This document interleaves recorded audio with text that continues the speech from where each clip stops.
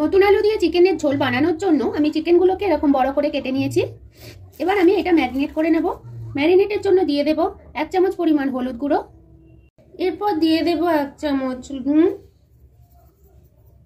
রঙের জন্য দেব কাশ্মীরি মির্চ, লঙ্কা গুঁড়ো এবং আদা রসুন পেস্ট দেব 2 চামচ পরিমাণ। এর মধ্যে দিয়ে দেব পাতিলেবুর রস। এবারে এটাকে আমি ভালো করে ম্যারিনেট করে নেব। আমার ম্যারিনেট করা হয়ে গেছে। এবারে এটা আমি 20 মিনিট চাপা দিয়ে রেখে দেব। নতুন আলু দিয়ে চিকেনের ঝোল বানানোর জন্য আমি কড়াইয়ে তেল দিয়েছি। এবারে আমি নতুন আলুগুলোকে প্রথমে ভেজে নেব। আলুগুলো তাড়াতাড়ি সিদ্ধ হওয়ার জন্য এর মধ্যে দিয়ে দেব নুন, আলুগুলোর রঙের জন্য দিয়ে দেব হলুদ গুঁড়ো।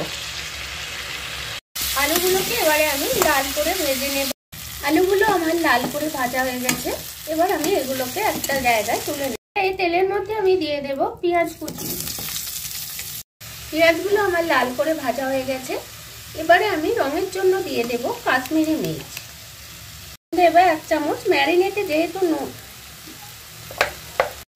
হলুদ গুঁড়ো দিয়ে দেব 1 চামচ।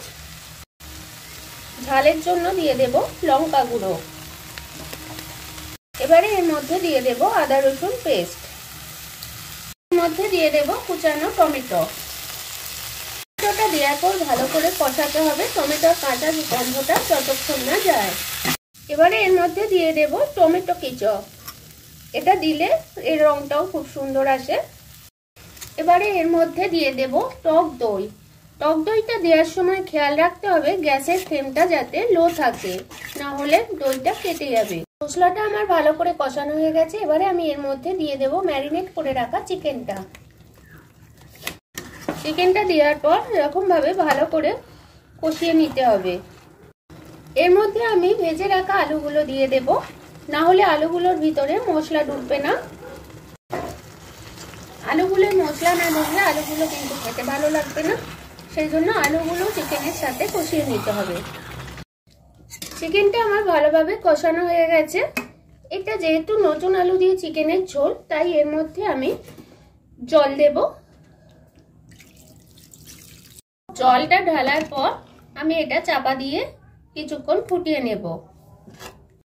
সবার শেষে আমি এর মধ্যে দিয়ে দেব গরম মশলা এবং ধনেপাতা কুচি।